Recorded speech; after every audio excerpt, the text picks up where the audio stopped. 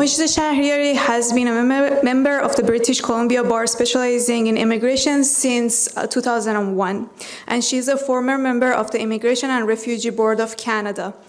Please write your questions to Ms. Shahriari to be answered at the end of today's program. Pencil and paper can be found right outside the theater and also provided by our volunteers Melika and Iran Dokht. مجد شهریاری از سال 2001 عضو کانون وکلای بریتیش کلمبیا بوده و در حوزه مهاجرت تخصص داره. او همچنین عضو پیشین هیئت مهاجرت و پناهندگی کاناداست. لطفاً سوالاتتون رو از خانم شهریاری روی کاغذ بنویسید که داوطلبای ما ملیکا و ایران دخت بهتون میدن و در آخر صحبت‌های ایشون تحویل بدید که در آخر برنامه از ایشون پرسیده بشه. از خانم شهریاری میخوام که برای سخنرانی روی سن بیان. Please welcome Ms. Shahriari to the stage.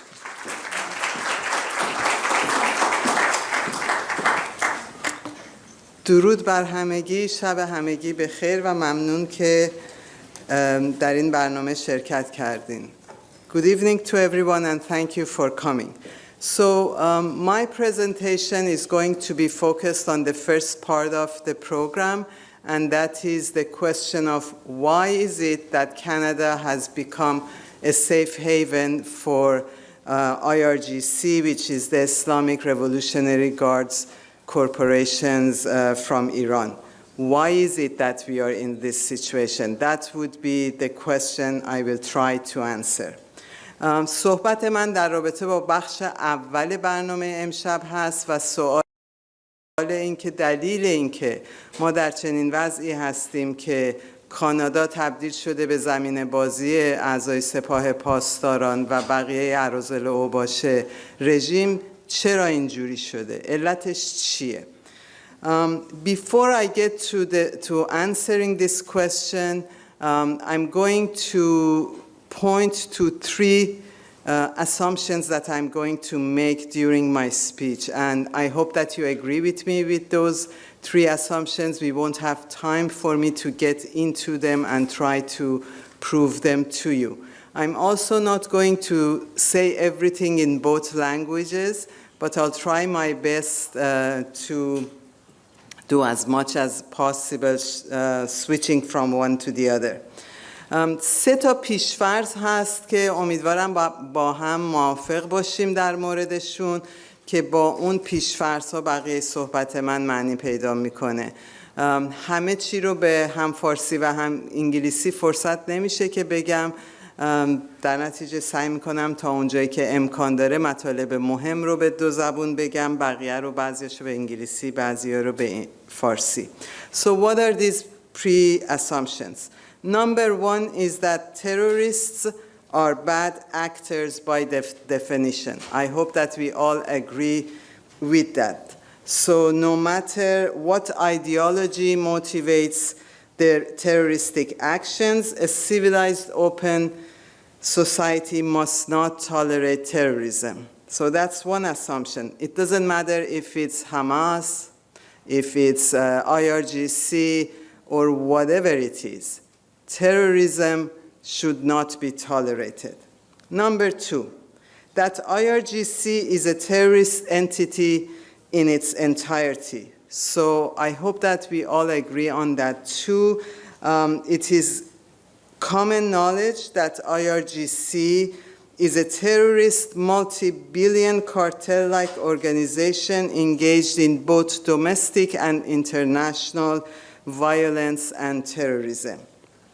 This is not disputed in Canada. All politicians agree with that.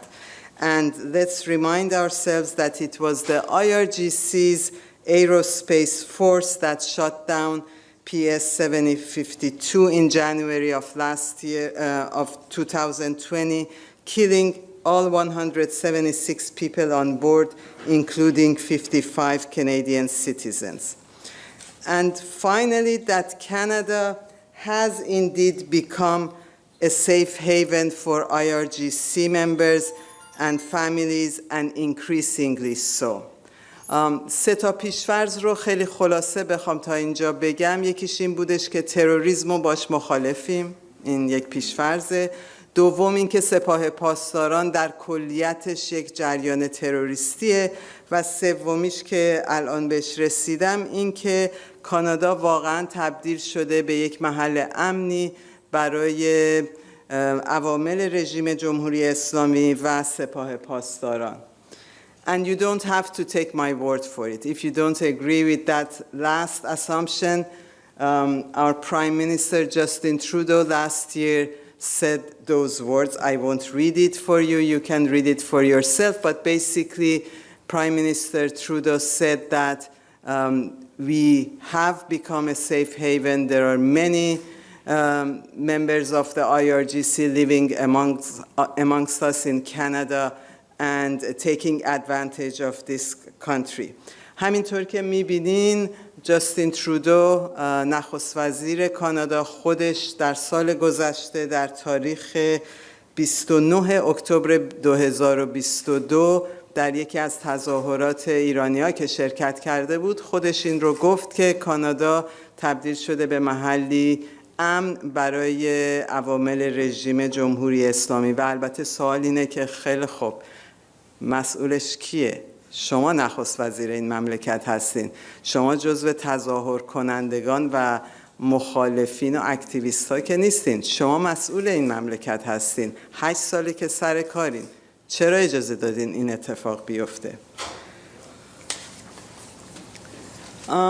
Now I get to the actual reasoning for the situation we are in. And I'm going to talk about the legal regime that we have and the parts that are lacking in this legal regime.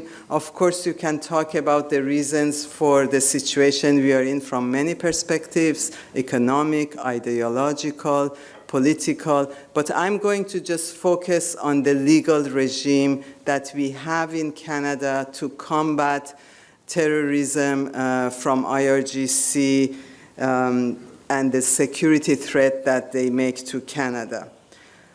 صحبت من فوکسم روی مسئله حقوقی هست و اینکه چه چارچوب قانونی ما در کانادا داریم یا نداریم، چه کمبودهایی هست که باعث شده توی این شرایطی قرار بگیریم که در تمام دنیا معروف شدیم از این جهت که کانادا درهاش بازه به روی سپاه پاسداران.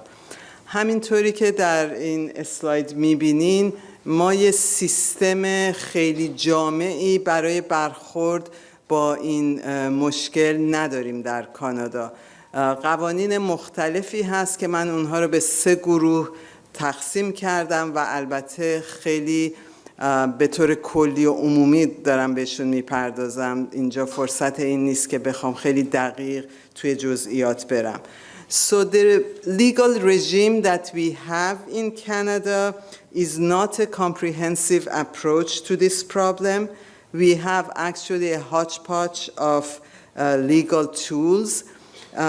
There are, in my view, 3 categories of laws that apply to this problem, and I'm going to get to them later in my speech, but in brief, one of them is the list of sanctions we have against some of the individuals and some of the entities from Islamic Republic.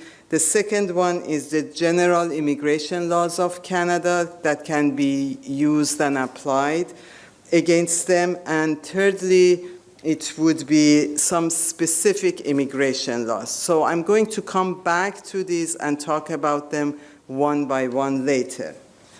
But what is missing from this equation? What is lacking is the criminal law. And that's the most important law that we are missing. چی کمبودش هست؟ چیه که نیستش توی لیستی که من گذاشتم برای شما؟ اون قوانین جنایی هست که در حال حاضر در کانادا ازش هیچ استفاده نشده برای مقابله با سپاه تروریستی. سپاه تروریستی در لیست سپاه پاسداران در لیست تروریستی کانادا وجود نداره و این تنها راهیه که میتونه بره زیر پرچم قوانین جنایی و به صورت خیلی جدی باش برخورد بشه. در نتیجه ما اون ابزار اصلی رو نداریم در کانادا که ازش استفاده کنیم. Utilizing the criminal law is important if Canada is serious in protecting Canadians from further infiltration of this country by the bad actors of the IRGC, who by definition, directly or indirectly, have been involved in crimes against civilians in Iran and or internationally. And today we are all witnessing that international involvement with the horrific images that we are seeing in Israel. The inclusion of an organization on the terrorist list has significant legal and practical implications that are not there in any other laws. When an organization is listed as a terrorist entity in Canada, it means that the Canadian government officially recognizes it as such, and this designation triggers a series of very serious consequences that are wide-ranging and not achieved by sanctions and travel bans. And before I go on, I should also point out that we have 2 judicial findings in Canada from civil courts in Ontario, one from 2021, one from 2022. In both decisions, the courts of law in Canada have determined IRGC in its entirety to be a terrorist organization. And I would submit to you that with not listing IRGC as a terrorist organization, the Liberal government is in fact disregarding the rule of law in this country too.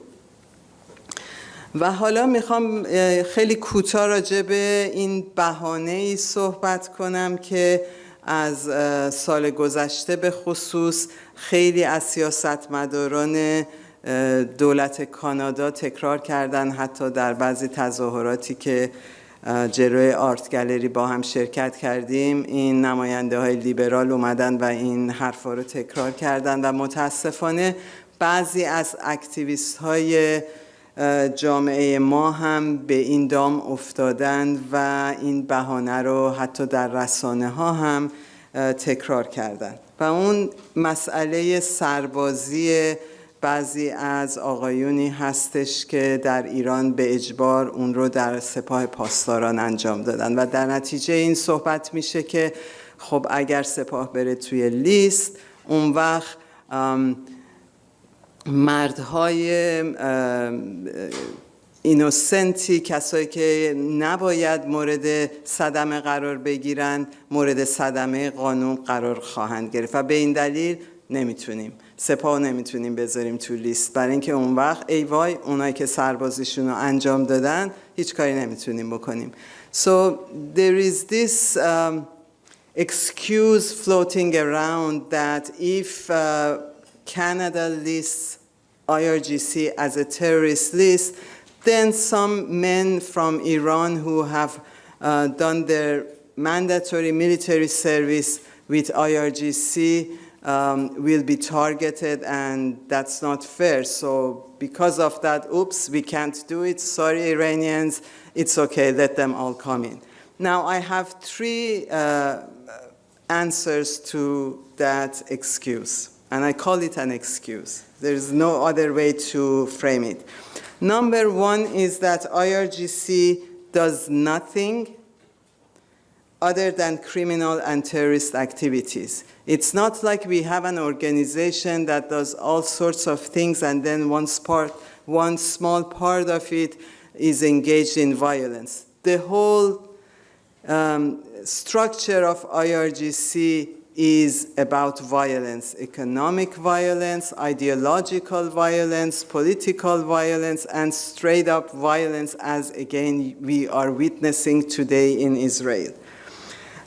So it's not just the high ranks who are engaged in violence.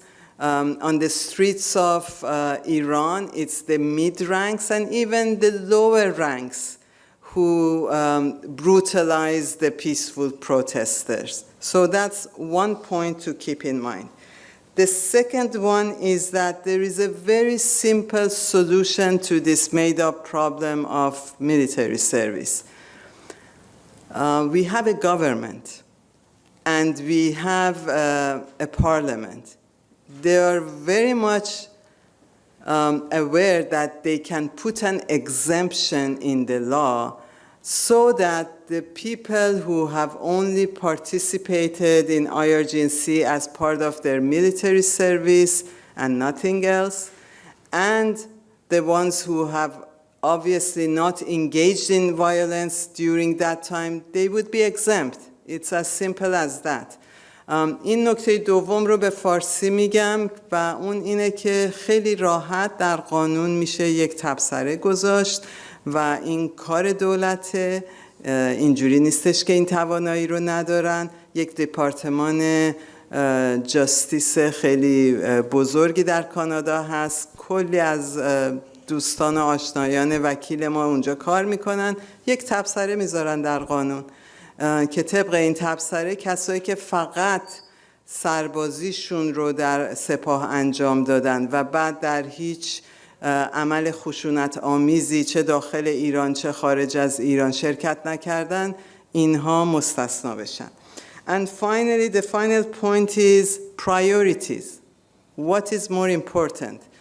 Is it more important to keep our open borders and welcome policy for regime thugs, or to inconvenience some Iranians who may encounter delay and more vetting when they want to get a visa and travel to Canada? Which one is more important? I think you agree with me that it's more important to stop these thugs from coming to Canada. As you see in this slide, if IRGC is listed as a criminal and terrorist organization under the criminal code, then there are many consequences that will flow from that. I'm not going to go through them one by one. We won't have the time for it. But I do want to make this point, and listen carefully. Right now in Canada, IRGC membership is not illegal. Okay? در حال حاضر شکلی که قانون داره این که یک کسی عضو سپاه باشه، حتی در مراحل بالای سپاه جزو فرماندهان باشه، این به خودی خود غیر قانونی نیست در کانادا.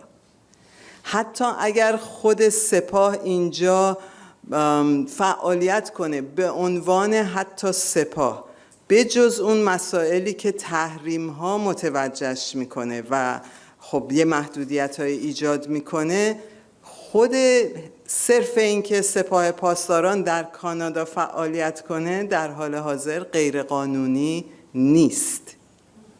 Got that? Okay. And the only way to change that is to list IRGC as a terrorist organization.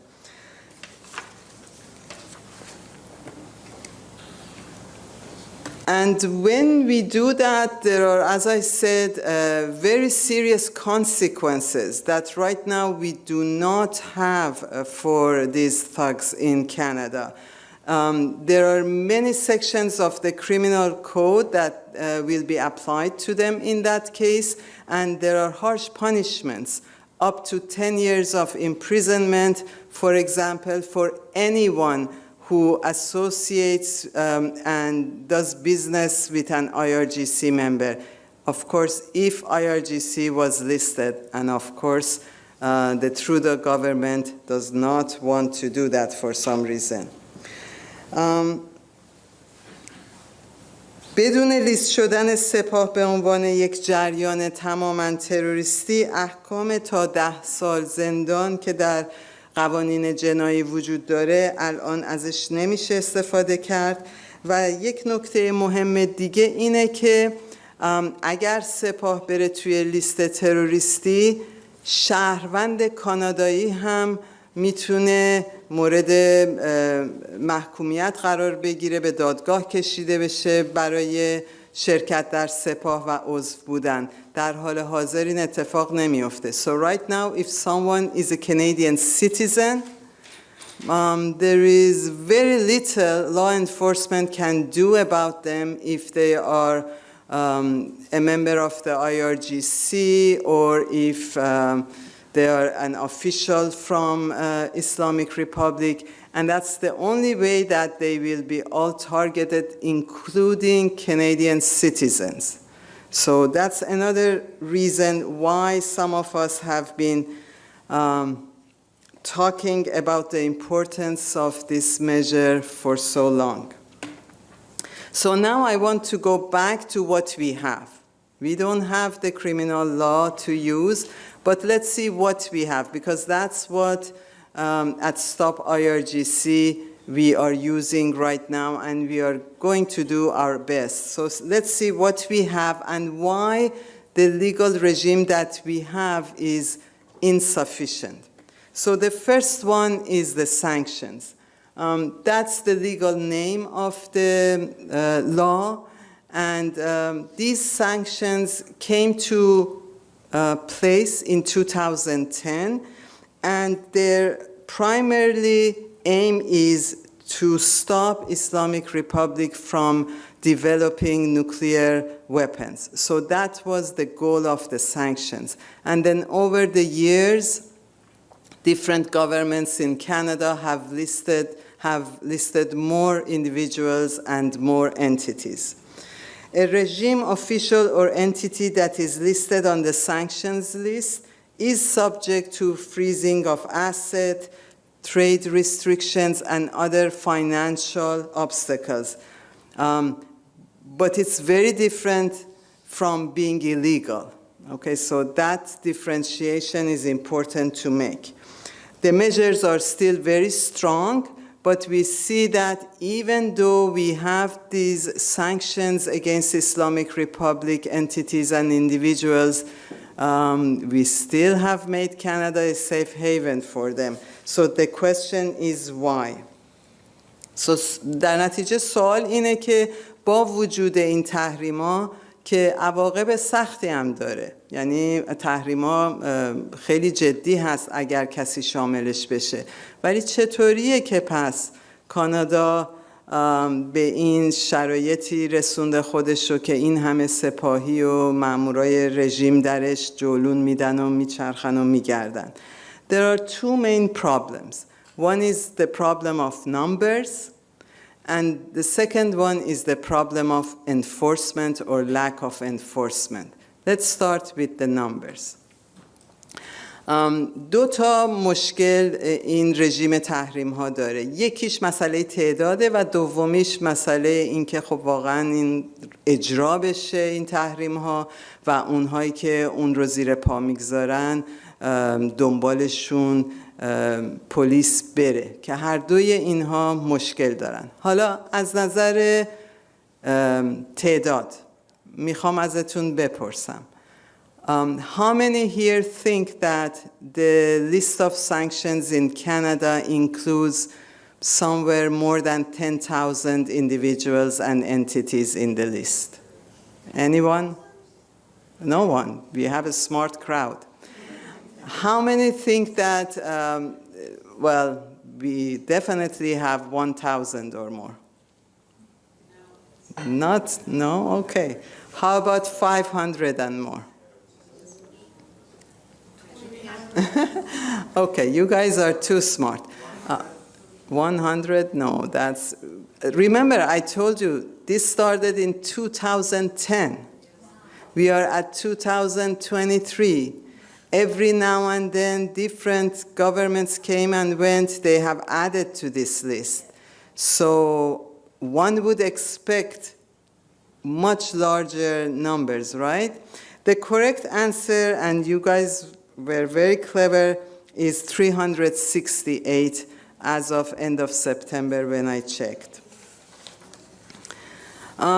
But let me ask you this question. Remember last year, there was all over the news, both in Farsi-speaking news and in the English media in Canada. Canada has banned 10,000 high officials of IRGC. Remember that?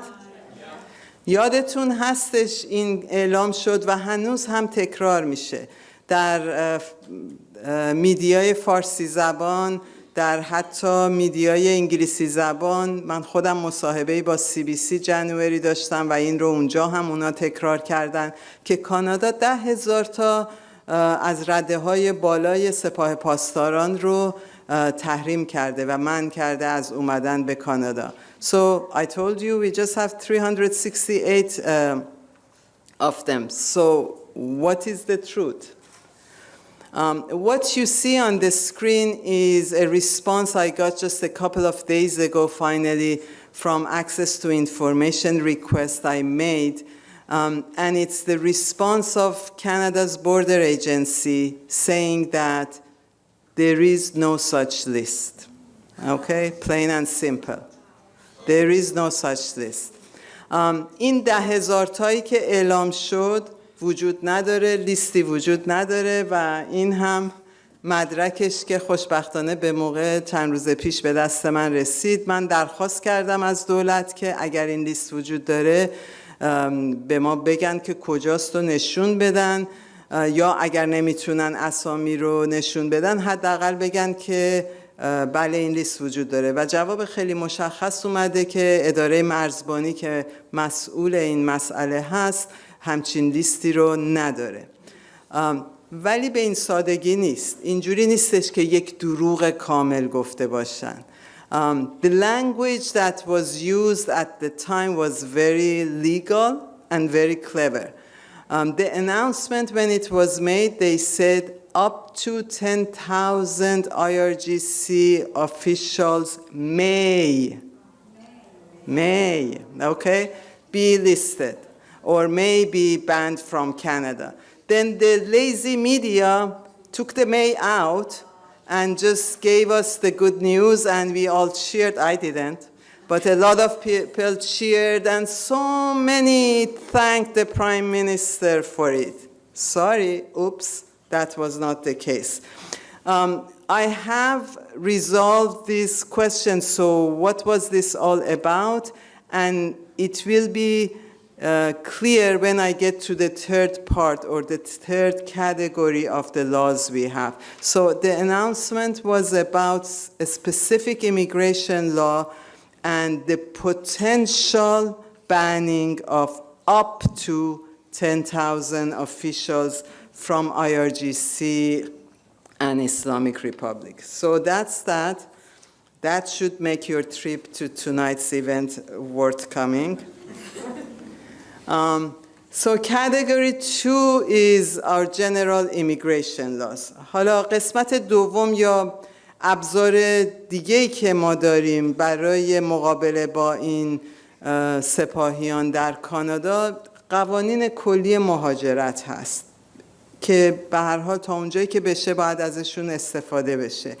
و البته قوانین مهاجرت شامل شهروند کانادایی نمیشه، اسمش روی خودشه. اگر کسی سیتیزن شده دیگه کاریش نمیشه کرد.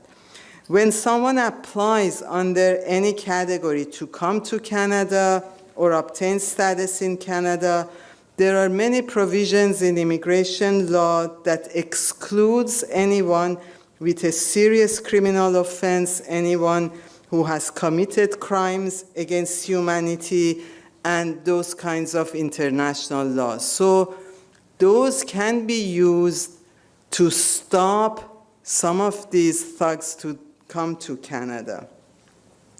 However, it is up to the individual to be truthful. When someone makes an application, let's say for a student visa to come to Canada, and we have many of those now. So I'm an immigration lawyer. Student visas are very popular now. And let's say that the dude is an IRGC commander even, who is not named in the sanctions or who uses another name and another passport. And they lie in their application forms. Nothing is going to happen to them because we don't have a robust vetting system in our immigration now. And increasingly, perhaps because of the desire of the current liberal government to increase immigration numbers, the vetting of newcomers and applicants has gone from bad to worse. So again, there is a lack of enforcement. There was a lack of enforcement with the sanctions regime that we have, because we do have spotting of people who are sanctioned in Canada.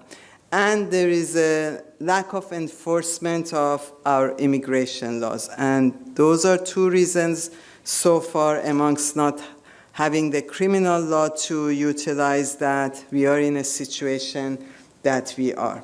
So finally, remember I talked about specific immigration laws and the puzzle of the 10,000 IRGC banned from Canada. This is where it makes sense.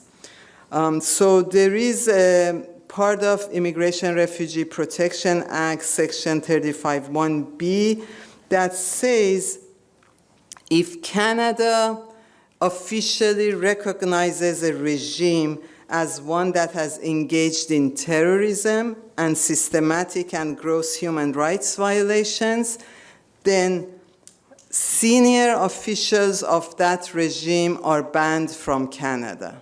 Okay, so that's what Canada did last November, and yes, so we would think, yeah, up to 10,000 IRGC members should potentially be banned then with this law, right? But no, there is a catch. What's the catch? You have witnessed spotting, for example, this guy called Qazizadeh Hashemi in August, right? And he was a health minister during Rouhani's administration. So how come? He was a senior official. You can't get higher than a minister. And we had this law. So how come? What happened? Aha. Like everything else with the Trudeau government, there is a big fuss made, but when you look at what they actually do or don't do, there is this much that they're doing. So the announcement was for any regime official from November 19, 2019 onwards. So anyone who was in Islamic Republic's regime as a minister or anything else before November 19, 2019, welcome. Canada is open border for you. So that's why that, for example, Hashemi legally came to Canada. There was no law to stop him, actually. And that's why when the minister was confronted with the reaction of the public, he was able to ban Hashemi for 36 months only, not for life. That's all he could do under the law. وقت کمه و میرسم به نتیجه گیری. باز عذر میخوام که همه چیز رو به فارسی نگفتم، ولی مشخصه که همه متوجه هستین چه خبره. So with this summary, I hope that you agree with me that Canada's resistance and failure to proscribe IRGC as a terrorist organization, together with lax immigration vetting processes and lack of law enforcement, have made this beautiful country a haven for a notorious criminal and terrorist organization, the IRGC. The world knows that Canadians are increasingly less safe in Canada as the number of regime officials and IRGC members and their families continue to grow in Canada. It is up to us to continue to put pressure on the politicians and let them know that they cannot take Iranian Canadian votes for granted. That's the language they understand. We are not fools, and we do not fall for empty words and symbolic solidarity speeches or cutting your hair or symbols like that. We want action. We want action, and we are taking note of the liberal government dragging its feet since 2018, when the parliament passed unanimously to immediately list IRGC as a terrorist organization. And also we take note of the politicians who are supporting us and who have vowed to list IRGC as a terrorist organization if they are elected. And those conclude my remarks. Thank you for listening. سپاس.